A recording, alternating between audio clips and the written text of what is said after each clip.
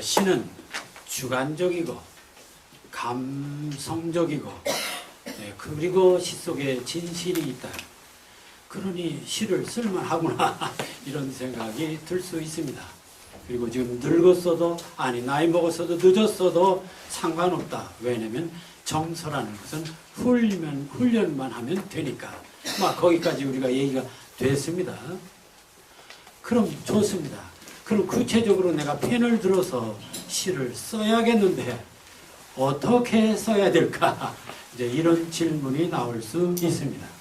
그래서 이제 구체적으로 펜을 들어서 이제 단어와 단어를 연결하는 방법에 대한 기본을 말씀드립니다.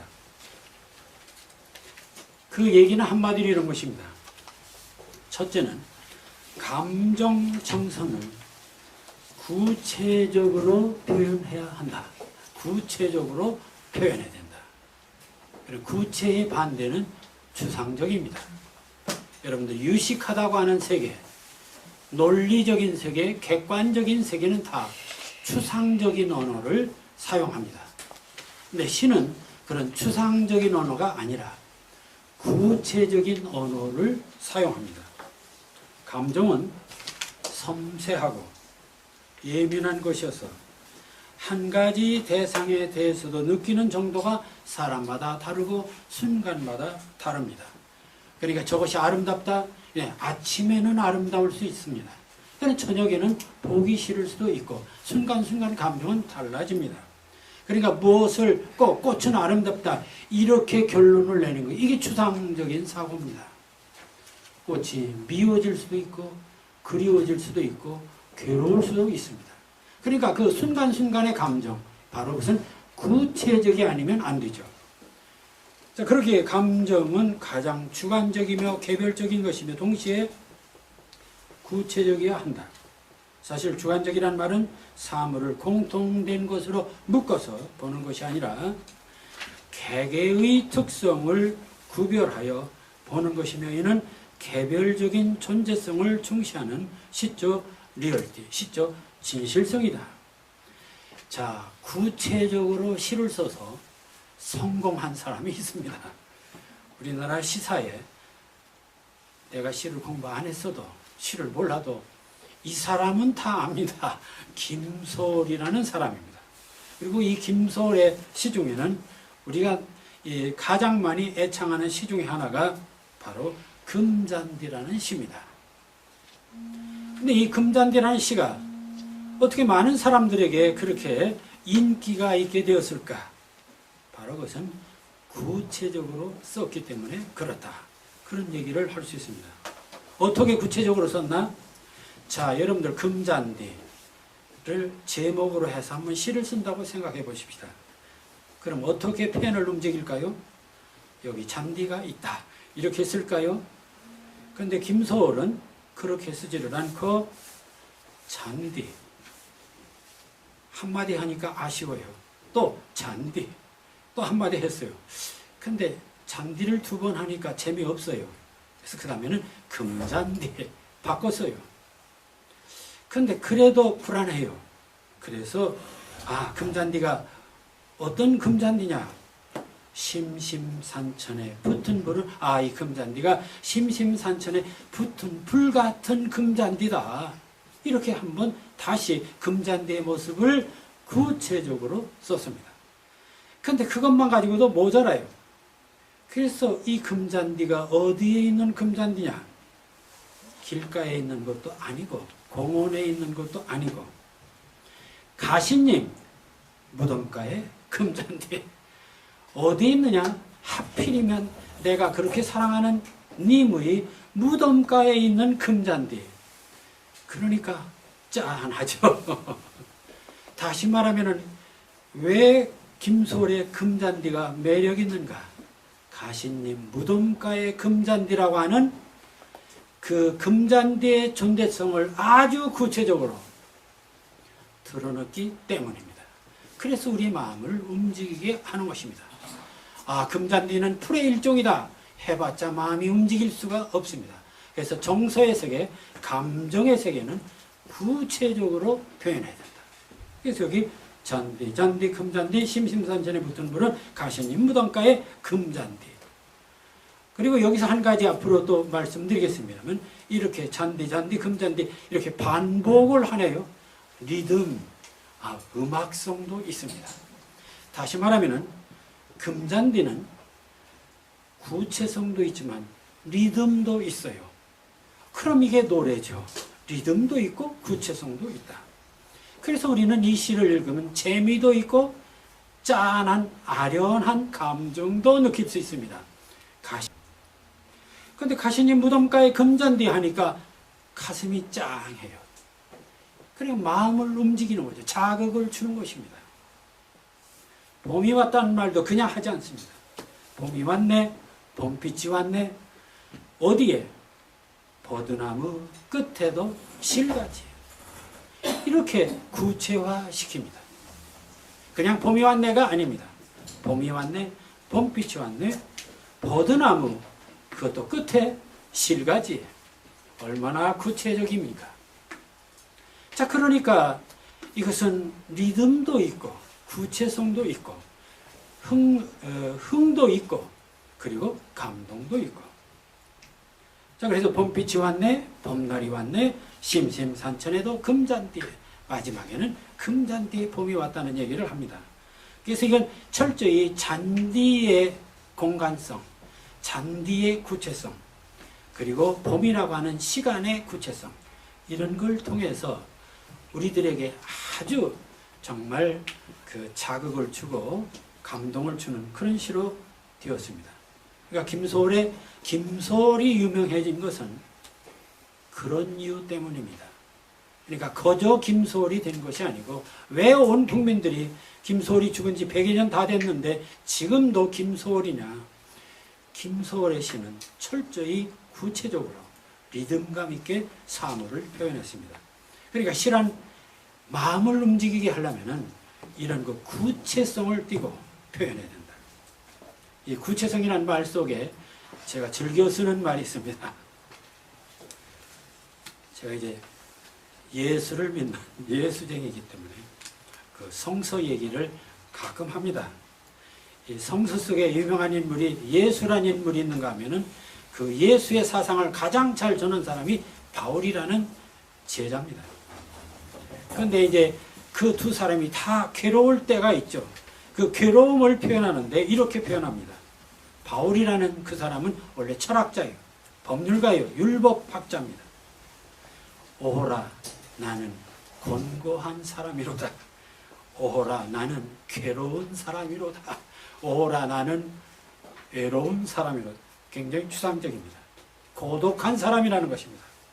근데 예수님은 뭐라고 말했냐? 그 고독함을, 외로움을 공중에 나는 새도 깃들 곳이 있고 여우도 굴이 있건만 인자는 머리 둘 곳이 없노라. 누가 더 말 잘했습니까? 누구께 더 시적입니까? 정말 그 예수의 그 언어는 너무 마음을 움직이게 합니다. 왜 그러냐? 구체적으로 썼어요. 구체적으로. 그 외로움을, 자기 외로움을 구체적으로 예를 들어서 썼어요. 그러나 바울은 예를 들지 않고 그냥 추상적으로 표현했어요. 바로 추상적인 것과 구체적인 것의 차이입니다. 자, 그래서 결국 시라고 하는 것은 구체적으로 표현해야 된다. 우리가 잘 아는 성산문의 시도 잘 알고 있습니다. 늘 제가 얘기합니다만 사육신 중에는 성산문만 있는 것이 아닙니다. 6사람의 목숨 걸고 죽은 사람들이 있어요. 다 존경할 만한 인물입니다. 그리고 죽을 때 다 시 한 수씩 썼어요. 그런데 왜 다른 사람의 시는 안 남고 성산문의 시만 남았는가? 성산문의 시는 절개가 대단해서가 아닙니다. 다른 사람도 목숨 걸고 다 목숨 바쳤어요. 그 시 속에는 다 절개가 있습니다. 그럼 무엇이 성산문의 시로 하여금 오늘날 우리들이 읽고 감동하는 것인가? 그것은 절개 때문이 아닙니다. 절개는 하위지도 있고 다른 사람 다 절개가 많아요. 자, 이 보면 이렇게 썼습니다. 이 몸이 죽어가서 무엇이 될고 하니? 내가 죽어서 무엇이 되냐? 복례산 제1봉에 한번 상상해 보세요. 복례산 산들이 많아요. 근데 그 복례산 중에 제일 높은 봉우리입니다.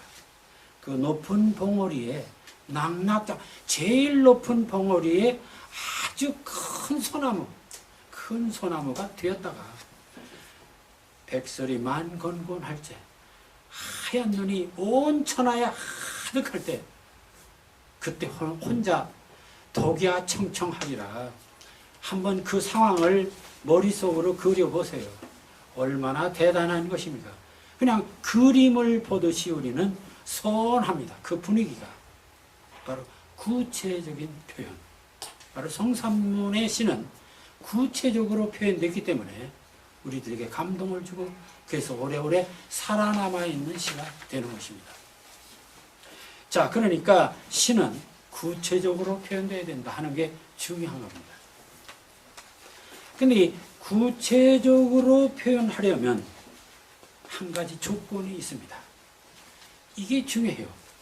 무조건 구체적으로만 표현하면 되는 게 아니라 거기에 아주 시다운 시가 되기 위해서는 한 가지 반드시 첨가해야 할 심장 같은 것이 있습니다. 그게 무엇이냐?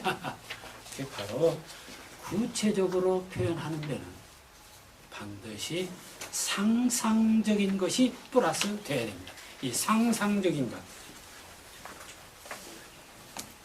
자, 상상과 예술. 시 또는 문학을 객관적이고 과학적이고 이성적인 방법으로 지식을 전하려는 세계가 아니라 주관적이고 감성적이고 정서적인 방법으로 마침내 마음을 움직이는, 사람의 마음을 움직이는 감동의 세계가 바로 시입니다. 어떻게 마음을 움직일까? 아까 바울과 예수의 어법이 있었습니다. 바울의 어법은 나는 고독한 사람이다. 주상적으로 썼어요. 그런데 예수는 공중에 나는 새도 깃들 것이고 나도 외로운 사람이다. 이렇게 했으면은 별 필요 없습니다. 공중에 나는 새도 깃들 것이 있고 여우도 굴이 있건만 예를 이렇게 들어서 그것과 비교하면서 나는 새도 여우도 굴이 있는데 나는 아무것도 없다. 이렇게 비교를 합니다. 예를 들어 보이는 거예요. 이 예를 들어 보이는 것. 이게 바로 시의 생명입니다. 예를 들어 보이는 것. 그럼 예를 드는 능력. 그게 바로 상상입니다.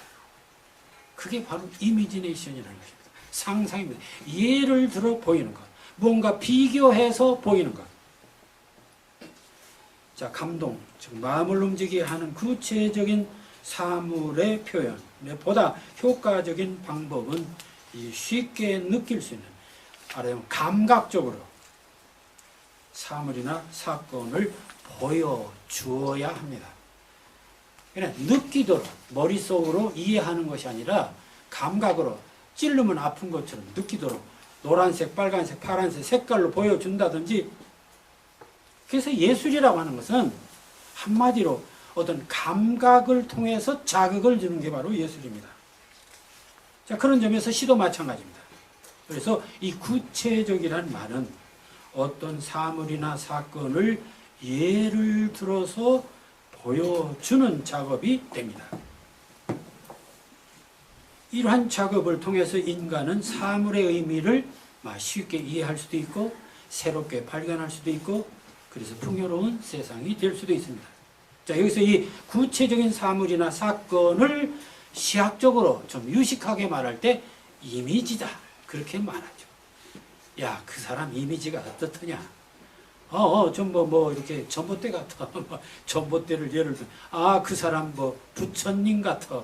부처님을 예를 들어서 말하면 그 사람이 어떤 사람인지 알 수가 있습니다. 자, 이렇게 예를 들어서 보여주는 이러한 사고방식, 이걸 우리는 상상이라고 말합니다.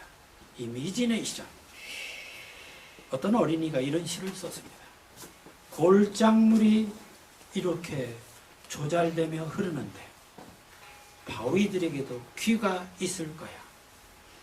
이건 어린이가 쓴 것입니다. 산에 놀러 가서 이렇게 조절조절 계곡물이 흐르는 걸 보고 바위들에게도 귀가 있을 거야. 자, 이건 하나의 상상입니다. 그러니까 바위에다가 귀를 갖다 붙였어요. 네, 요게 이미지고 상상입니다. 이렇게 함으로써 네, 산 골짜기 물소리가 그리고 바위와의 과정이 훨씬 더 인간답죠. 막 완전히 달라집니다. 그냥 졸졸졸 흐르는 물을 듣는 것보다 바위들에도 귀가 있을 거야 하면 바위가 다 귀가 달려가지고 쭝긋쭝긋 하는 것을 느끼게 됩니다. 산나리가 이렇게 예쁘게 웃어주는데 나무들에게도 정말은 눈이 있을 거야. 그래서 바위를 그냥 광물로 보지 않고 귀가 달린 사람으로 볼 수 있다. 나무들을 그냥 잎새하기만 있는 존재가 아니라 나무들에게 눈이 있는 생명체로 볼 수 있다면 이 세상은 완전히 달라지겠죠. 거기 감동이 있는 것입니다. 자, 재미있는 것은 이 현실과 상상과 그리고 오래 사는 것. 옛날 왕자와 거지 얘기가 있습니다. 이 얘기는 이런 것입니다. 왕자와 거지가 있는데 왕자는 낮에는 왕자입니다. 근데 밤마다 꿈을 꿔요. 어떤 꿈을 꾸느냐? 거지 꿈을 꿔요. 그러니까 낮에는 왕자지만 밤에는 거지예요. 그런데 낮에 거지가 있었습니다. 그런데 그 사람은 밤마다 꿈을 꿔요. 어떤 꿈을 꾸냐? 왕자의 꿈을 꿔요. 그래서 세상은 공평한 거예요. 그러니까 우리가 현실적으로 생각하면은 왕자와 거지가 하늘과 땅 같지만 어떤 꿈을 꾸느냐에 따라서 똑같아질 수 있다는 것입니다. 그러니까 나는 그래서 참 이게 저물주가 인간을 참 공평하게 만들었구나. 자, 왕자와 거지. 결국 우리는 보는 현실만 현실이라고 생각합니다. 보는 곳만 이게 현실, 거기만 진짜가 있고 그것만 우리들의 삶이라고 생각합니다. 그러나 내일도 우리들의 삶의 일부고 과거도 우리들의 일부의 삶입니다. 우리가 생각할 때 이 의식세계라고 하는 것은 눈에 보이는 세계만 있는 것이 아니죠. 잠재의식도 있습니다. 재미있는 것은 프로이드가 발견한 이 무의식의 세계, 잠재의식의 세계를 우리가 지금 꼬집으면 아프다고 느끼는 이 의식의 세계는 따지고 보면 빙산일각이다. 우리들의 의식 밑바닥에는 엄청난 마치 얼음이 물속에서 위에 나오는 것과 물속에 잠겨 있는 것처럼 우리들 밑바닥에는 무의식이라고 하는 거대한 얼음 덩어리가 있다. 그런 얘기를 합니다. 무의식 세계가 우리들에게 있다고 얘기합니다. 그럼 뭐 믿으시겠습니까? 그럼 꿈의 세계 있지 않습니까? 그럼 미래의 세계는 없나요? 죽은 다음에 사후의 세계는 없나요? 그냥 요즘 사이버 세계를 말합니다. 사이버 세계, 판타지 세계도 말합니다. 그거 다 비현실인가요? 우리는 그걸 보고 좋아하지 않습니까? 판타지 보고 좋아하지 않습니까? 왜 좋아합니까? 거짓말인데 왜 좋아합니까? 엄연히 판타지의 세계가 우리에게 작용을 하고 있습니다. 내일의 세계는 소용없는 세계인가요? 내일 내가 어떤 꿈을 꿀까에 따라서 오늘 밤을 잘 잘 수 있느냐 없느냐, 아니 꿈이 오늘을 결정하고 있어요. 다시 말하면 우리는 미래의 세계 또는 상상의 세계는 그 현실이 아니야. 천만의 말씀입니다. 상상의 세계도 현실의 연장입니다. 그러니까 우리는 상상하면 그것은 비과학적인 비현실적인 세계다. 무시해버리는데 우리에게 주어진 이 상상적 능력을 최대한 발휘해야죠. 그걸 잘 발휘하는 사람이 창조성이 강한 사람입니다.